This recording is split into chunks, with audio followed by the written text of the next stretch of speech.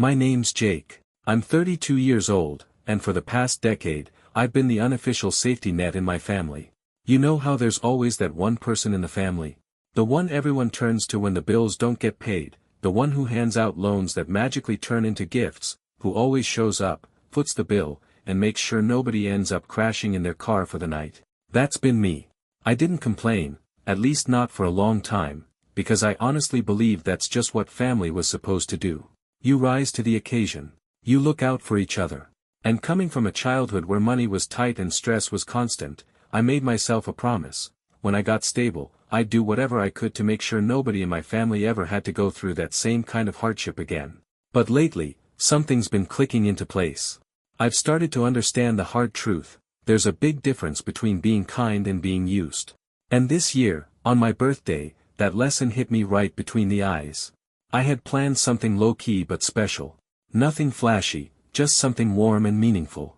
Good food, familiar faces, time to laugh and reconnect without all the chaos for once. I booked a private room at a nice little spot in town. Not some luxury joint, but a place with some charm, elegant enough to feel like a celebration. I paid the $500 reservation fee up front. Non-refundable, of course.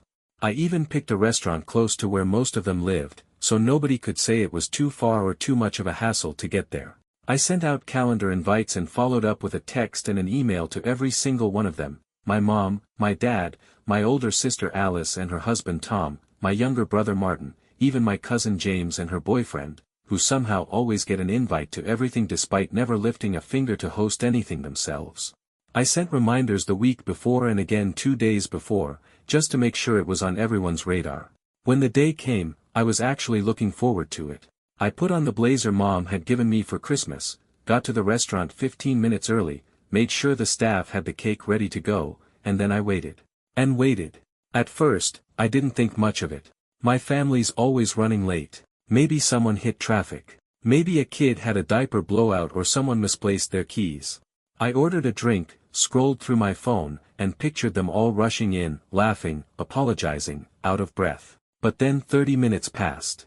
Then 45. Still no sign of anyone. I sent a quick message in the family group chat. Hey, is everything alright? I'm here when you guys are ready. No answer. And after an hour had ticked by, I felt this uneasy tightness settle into my chest. I wasn't angry, not yet anyway, but there was this creeping sense of humiliation. Like I was suddenly on stage and didn't know my lines. The room was still perfectly set, candles flickering over untouched place settings, everything looking like a party that forgot to start.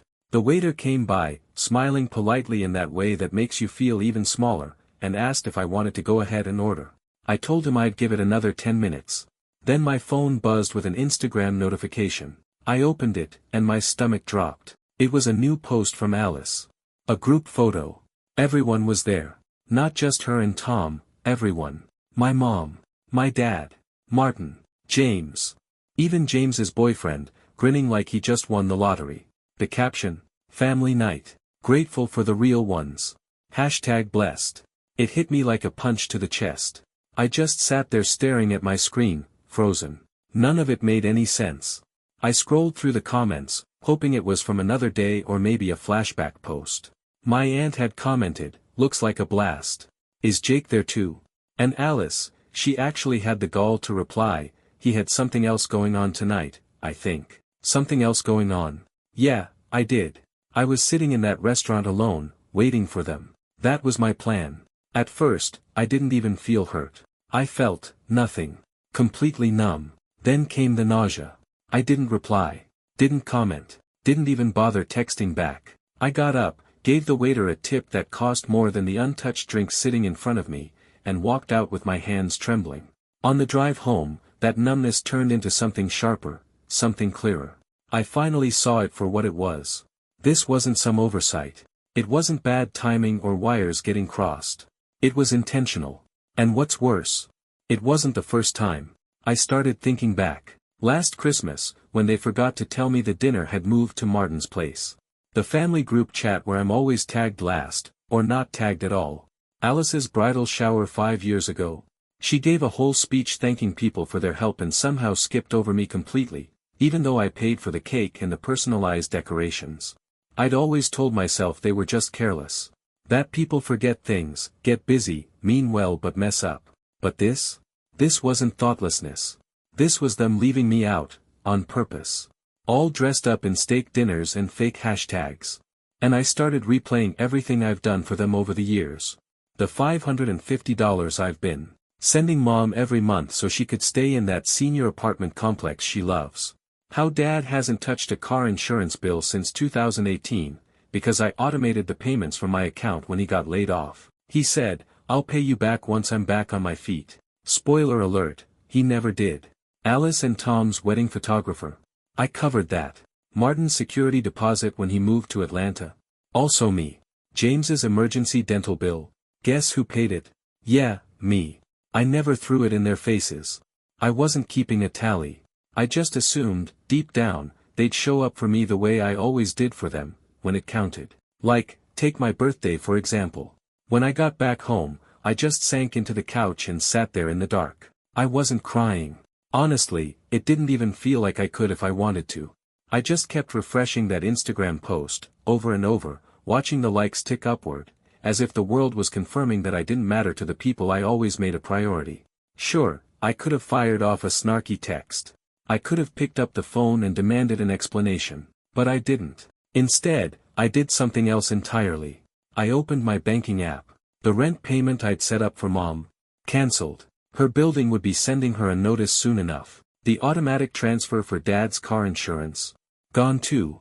That policy would lapse unless he stepped up and fixed it himself. I went down the whole list, every recurring payment, every favor that had quietly become part of my monthly life without a second thought. Click. Cancelled. One after another. All those little behind-the-scenes kindnesses I never asked for credit for.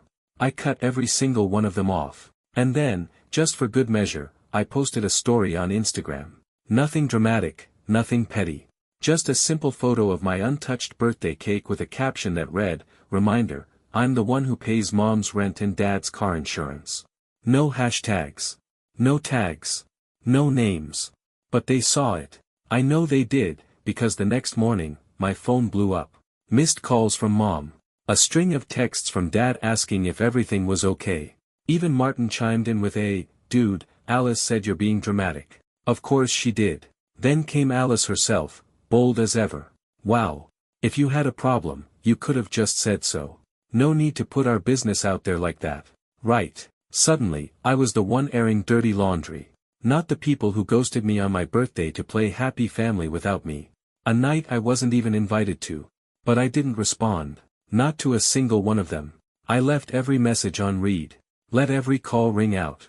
I went quiet. And honestly, I wasn't even sure what I wanted from them at that point. An apology? Some kind of explanation. Maybe I just wanted them to feel the silence for once. To sit in the absence I had always filled. Let the unpaid bills start stacking up. Let the rent notices and lapsed policies roll in. Let them wonder if, just maybe, the person they kept overlooking had finally stopped showing up. And you know what? That was just the beginning. I didn't expect the silence to hit so fast, or cut so deep. By the middle of the day, mom had already called 4 times. The last voicemail she left sounded strangely upbeat. "Hey, honey, not sure if you got my message earlier. Just wanted to check in. I think something weird happened with the rent this month. Maybe some kind of glitch. Anyway, love you. Call me." A glitch. As if my entire financial support system suddenly shutting down was a technical hiccup, not a full-volume wake-up call. Then dad texted, "Got a notice about the insurance. You sure you didn't forget to update the card? Looks like it didn't go through. Call me when you get a chance." Like it was some harmless oversight. Like I'd just forgotten to update my expiration date instead of choosing to stop funding their peace of mind after years of carrying them. And then there was Alice. Oh man, Alice. Her first message came in hot. "Seriously, Jake, you're embarrassing yourself. We didn't exclude you. It was just a chill dinner. You're making this into a thing." When I didn't take the bait, she sent a follow-up about an hour later. "You could have just said you felt left out. You didn't have to scare mom and dad like that." I stared at that one for a long while. And it wasn't even the gaslighting that got to me, it was how fast she switched from mocking me to blaming me. Like I was the problem. Like I had created this mess by reacting to their decision, instead of them being responsible for making it in the first place. This wasn't about some misunderstanding. It wasn't about feelings being hurt. It was about a choice. A very clear, intentional choice. They didn't forget about me. They didn't assume I wouldn't mind. They knew. They knew exactly what they were doing. And realizing that stung more than I expected. I didn't reply to her either. Not because I didn't have something to say, believe me, I had a lot, but because none of it would have changed anything. The truth was simple. They didn't value me. They valued what I could do for them. There's a difference. The days that followed were eerily quiet, painfully still. Alice didn't post anything new. Mom didn't call. But on the fourth day, Martin showed up at my front door. Literally showed up. I opened it, and there he was, standing on the porch like he was just swinging by to borrow a lawn chair or something. Hoodie on. Hands shoved in his pockets. That familiar, sheepish grin. "Hey man," he said, like everything was totally normal. I leaned against the doorframe and just looked at him. "Didn't know you were in town." "Yeah," he said, nodding. "I drove up. Wanted to talk. In person." I stepped aside and let Martin in. He walked in like he still lived there, like we were still kids who hadn't drifted into adulthood with all this weight between us. Like he hadn't just skipped out on my birthday without so much as a courtesy text. He plopped down on the couch like nothing had happened and even patted the seat next to him. "You mad?" That question sparked something sharp in my chest. I didn't sit down. "Mad?" I echoed. "No. I was humiliated. There's a difference." He held his hands up like I was being unreasonable. "All right, fair. But come on, man. You really think this was some kind of big conspiracy? We just wanted to have a chill night. Nobody was trying to hurt you." I walked to the kitchen and grabbed a glass of water, more for the excuse than the thirst. I needed something to hold, something to keep my hands from clenching. I stared out the window for a second before turning around to face him. "Martin, I wasn't invited." His brow creased. "That's not true. Then why did nobody respond to my invite? Why didn't anyone text me back when I said I was at the restaurant? Why did Alice post a photo and write that I had other plans?" My voice cracked a little. "You knew I was sitting in that room alone, and you still posted that group picture like I was just nobody." He looked down and rubbed his jaw like he was suddenly very interested in the floor. "We didn't think you'd care, man. You always seem so self-sufficient." I laughed. A short, hollow, bitter kind of laugh. "You mean because I foot the bills? Because I never ask for anything?" He didn't respond. "Yeah," I said, nodding slowly. "That's what I figured." He shifted on the couch, visibly uncomfortable. "Look, Mom and Dad are freaking out. They're saying the rent didn't go through and Dad's panicking about the insurance. Can you maybe just, I don't know, give them a heads up next time before you do something like that?" I walked over, slowly, and set the glass down on the coffee table. "I've been giving them heads ups for years, Martin. Every single month. In the form of silent support. No complaints. No applause. Just help, consistently." I paused. "You don't get to show up now and ask me to be louder just because the silence finally hit your radar." He stood up then, a little more defensive now. "So what? You're just gonna cut them off. You think you're punishing us, but you're just making life harder for everyone." "No," I said calmly, meeting his eyes. "You did that the moment you all decided I wasn't worth a seat at the table." He looked at me for a long time, like he was searching for the right thing to say, something that wouldn't sound weak or ridiculous. But whatever words he wanted, he didn't find them. "I should go," he muttered. I gave a single nod and opened the door. He paused in the doorway, turned back to me. "This feels petty, Jake." I didn't flinch. "Then maybe you've forgotten what being left out feels like." I shut the door behind him and locked it. For a few minutes, I just stood there with my hand resting on the knob, heart pounding. Not because of the argument, but because of how heavy the truth had felt finally leaving my mouth. I'd spent so many years biting my tongue, telling myself to be the bigger person, convincing myself that I didn't need a thank you or even acknowledgement. But the truth is, I did. I needed to matter. Not because I was useful, not because I picked up the slack, but because I was me. And for once, I wasn't going to apologize for wanting that. The real fallout hadn't even started yet. Mom was still acting like she didn't know what was going on. Dad was probably blaming the payment issues on expired cards or a banking glitch. Alice? She'd go from smug to sulking the second her next Venmo request to Dad went unanswered and she had to reschedule her spa day. I could feel the storm building, but I wasn't scared of it anymore. It took exactly 5 days for the masks to come off. 5 days of silence. 5 days of me not stepping in to patch things up, not covering their bills or cleaning up their messes like I always had. And then, on the 6th morning, I woke up to a voicemail from Mom. This time, there was nothing cheerful about her tone. Her voice was tight, sharp, with a thin layer of panic barely held back. "Jake, I don't know what's going on with you, but I just got a notice from the building manager. The rent still hasn't been paid. He said if it's not taken care of by Friday, they're going to start eviction procedures. I don't understand, why would you let that happen? Please call me." I listened to it twice. Once to hear it, and again to really feel it. "No, I'm sorry. No, we missed you." Not even a vague mention of the birthday they skipped. Just pure confusion about why the money train had stopped running. Like I was a service that had gone offline without warning. 2 hours later, Dad chimed in with his version of the same message. His was more subtle. More passive-aggressive. "Hey kiddo, got something from the insurance company today. Says the car's not covered anymore. Maybe your bank card expired or something. Would have been nice to get a heads up. I'm heading to the shop this afternoon, so just let me know when it's fixed." When it's fixed. Not if. Not can you help. Just an assumption that I'd come through, same as always, now that I'd made my point. Like this whole thing was just a little tantrum I'd thrown for dramatic effect. I didn't reply. Instead, I opened the Notes app on my phone and started typing. I started making a list. Just for myself. Every expense I'd covered in the last 3 years. Rent. Car insurance. Prescription refills. Utility bills. Wedding gifts. Emergency money. Surprise birthday dinners I threw for them. It added up, over $43,000, give or take. I wasn't planning to send it to anyone. That wasn't the point. I just needed to see it in one place, to remind myself I hadn't imagined it. That I wasn't overreacting. Because clearly, they had forgotten. Or maybe they'd never noticed in the first place.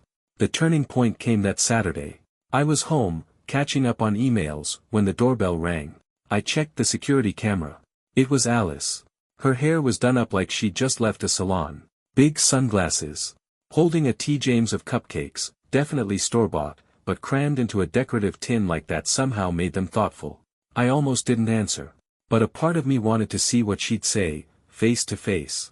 I cracked the door open. "Alice." She flashed a tight, artificial smile. "Hey. Thought I'd drop by. Brought cupcakes." I didn't take them. "Why?" Her smile wavered. "Because it's your birthday week." "It was," I said. And yeah, I'd say things got a little weird. She let out a sigh like she was already exhausted. "Okay, tense.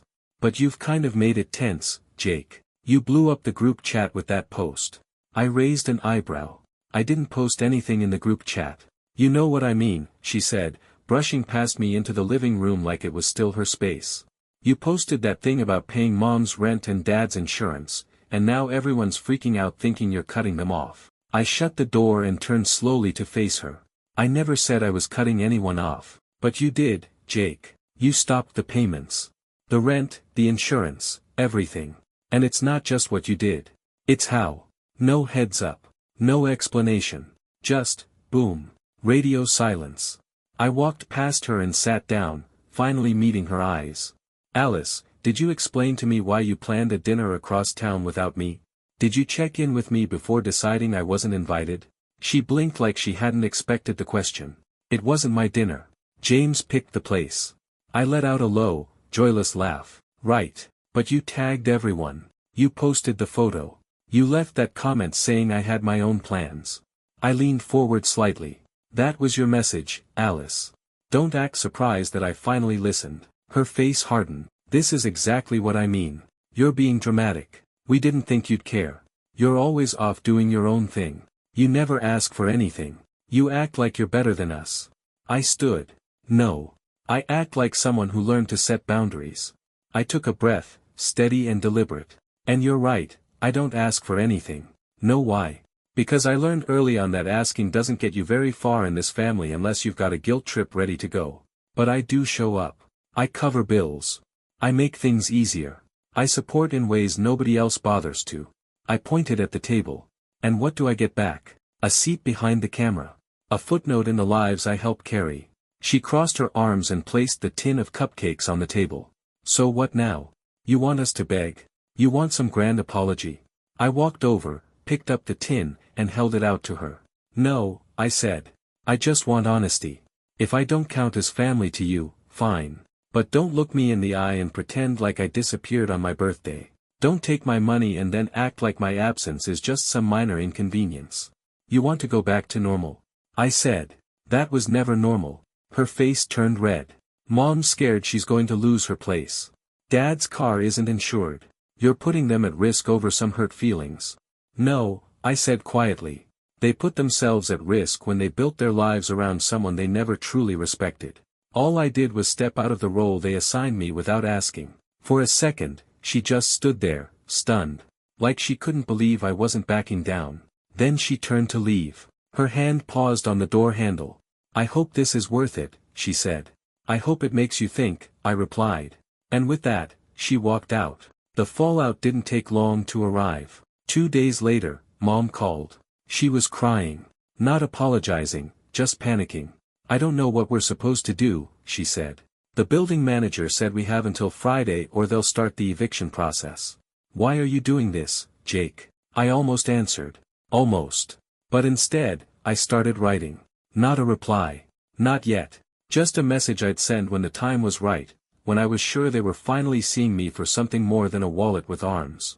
I gave it a full week before I sent anything. 7 days of silence. No texts from me. No returned calls. The group chat. Eerily quiet, like someone had died. Nobody had. But they had lost their free ride. And the realization was just starting to hit. Mom texted me 5 times in one day. One was a plea. One was laced with guilt. The other 3 were just reminders that she wasn't getting any younger, that she needed stability at her age, as she put it. Not once did she mention the birthday. Not the dinner. Not the fact that I sat alone at a table meant for people who never showed up. Just the same cycle of expectation, but now with a layer of desperation she hadn't bothered to mask before. Then Dad left a voicemail that actually made me sit down. Jake, I don't know what happened, he started. I know we've made mistakes. Your mother. Your sister. Me too. But this insurance thing is serious. If something happens and I'm not covered. He paused, and when he spoke again, his voice dropped into something more worn down. Please, son. Don't make us pay for something Alice did. That one hit different. Not because it guilt me, God knows I've been guilt enough, but because, for once, someone actually said the truth out loud. He named it. It wasn't me. I wasn't the one who messed up. And that was new. Still, it didn't change the bigger picture. He'd benefited just as much as anyone else. Sat back and let it happen. Let me fill the gaps. Let me carry the weight. Again and again. And silence. That's still a kind of participation. So I pulled out my phone, opened the Notes app, and started writing the message I knew I needed to send. It wasn't emotional. It wasn't harsh. It was just, real. Hi everyone. I wanted to clear a few things up, since there seems to be some confusion. I didn't cut anyone off. I just stopped doing things I was never thanked for in the first place. The rent, the insurance, the bills, I helped because I wanted to. But I've realized that what I offered was never appreciated. It was just expected. I spent my birthday alone, in a restaurant I paid for. Not a single person showed. No one texted. You all had a separate dinner and posted about it like I didn't even exist. That wasn't an accident. That was a choice. And I heard the message loud and clear. So here's where I stand, I'm not paying for people who don't treat me like family. If that changes, we can talk. But until then, I'm focusing on the people who actually show up, for me, not just my wallet. Jake. I hit send. No extra fluff. No loopholes to misinterpret. Just the truth. Then I watched the little icons pop up in the family group chat one by one. Alice, of course, was first. Then James. Then Mom. Then Dad. And just like that, the floodgates opened. Alice was the first to type. Wow. I can't believe you'd air this out in front of everyone. Way to make us all feel like garbage. I didn't reply. A minute later, Mom chimed in. I understand you're hurt, but don't punish everyone over one night. We love you. We've always loved you. And that hurt, because on the surface it sounded sincere. But love without care. Without respect. That's not love. That's control. That's possession. Then came James. I didn't even know it was your birthday dinner. Alice just said you had other plans. Don't drag me into this. Classic James. First to jump on the bandwagon, first to bail when it starts rolling downhill. Dad didn't say anything in the group chat. But a couple hours later, he sent me a private message. I messed up. You've done more for this family than any of us ever gave you credit for. I let your sister run the show because it was easier than dealing with it. I should have spoken up a long time ago. You didn't deserve what happened. If you're open to it, I'd like to sit down. Just us. That one caught me off guard. I didn't know what to do with it. So I didn't respond. Not right away. I let it sit. Let them sit. I wanted to see what would happen when I wasn't the one chasing peace. It didn't take long. Mom started posting those cryptic, passive-aggressive quotes on Facebook. You know the kind. Family isn't always blood. Some people only do nice things so they can use it against you later. Alice doubled down on Instagram. Stories of her new family dinners with friends, captions like, "At least these people show up." James went completely quiet, which, honestly, was probably her smartest move. But Martin? He actually texted me. Just a short message. "Hey. Just wanted to say I get it now. I thought you were overreacting, but yeah, that was messed up. If you ever want to hang out, just us, I'm around. No pressure." I stared at it for a while. Martin had always hovered in the middle. Never fully on my side, never fully against me. Too quiet to defend me. Too attached to Alice to call her out. But maybe now, maybe he was seeing things a little clearer. Still, I didn't respond. Not yet. And then, a few weeks went by. The silence settled in deeper. Mom missed her rent deadline. I found out Mom missed her rent because the building sent me the overdue notice by mistake. I was still listed as her emergency contact. I didn't call. I didn't pay. I figured she'd figure it out. And she did. Eventually. Dad ended up missing his DMV renewal because the expired insurance flagged his registration in the system. He had to cover the costs himself. I know this because, for the first time in 6 years, he renewed the policy on his own. Didn't ask me. Didn't even mention it. Things were shifting.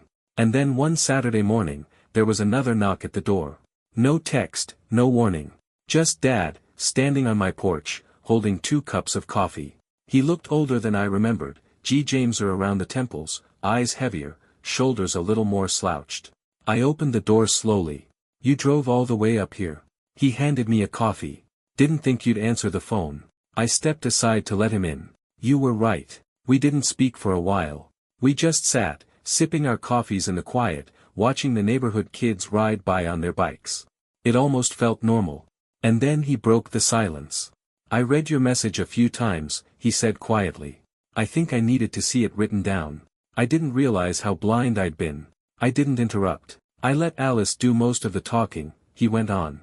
"She's always been the loud one. You've always been quieter. And I guess I just let her fill the space." I nodded slowly. "She didn't just fill it, Dad. She used it. Turned it into a weapon." He flinched a little. "Yeah. She did." Another pause. "I'm not here to ask for anything," he added quickly. "I'm not losing something and trying to fix it out of panic. I already lost something. You. And I don't want to keep doing that." That caught me off guard. It was the first real apology I'd ever gotten from him, one that didn't come with strings or conditions. Just truth. I set my cup down. "Thank you," I said. "That means more than you probably realize." He nodded. "I'm not perfect, but I'm trying. And I hope, someday, the rest of the family starts trying too." After he left, I just sat with it. Let the silence settle around me, not like a weight, but like space I finally had room to breathe in. I wasn't mad anymore. Not really. I was just tired. Tired of being the engine that kept everything running while everyone else rode in comfort, never wondering how it all worked underneath. But now they were getting a glimpse of what the road looked like without me holding the wheel. Weeks turned into months. Eventually, Alice sent a long email. Part apology. Part justification. Still half deflection. I didn't respond. Not because I hated her. But because I didn't trust her. Not yet. Mom started calling again. Each time, her voice softened a little. Like the version of her I remembered from childhood was starting to come back. I answered the last one. We talked. Not about anything in particular. But not about nothing, either. Just talked. She didn't ask for help. And I didn't offer. And weirdly, That felt like the most honest conversation we'd had in years. Martin started visiting more. One day, he invited me over to his new apartment, paid for on his own. We sat on his mismatched couch and watched a game. No big talk. No deep emotional unpacking. Just two brothers watching TV, finally okay with the silence between us. I never went back to paying their bills. But I did start building something else. Boundaries. And, somehow, they started respecting them. Some days were still awkward. Some days felt like actual healing. But for the first time, it all felt real. And on my next birthday, I didn't book a restaurant. I didn't send out reminders. I didn't cover anything in advance. I just stayed home. And waited to see what people would bring to the table. And for the first time in my life, they actually showed up.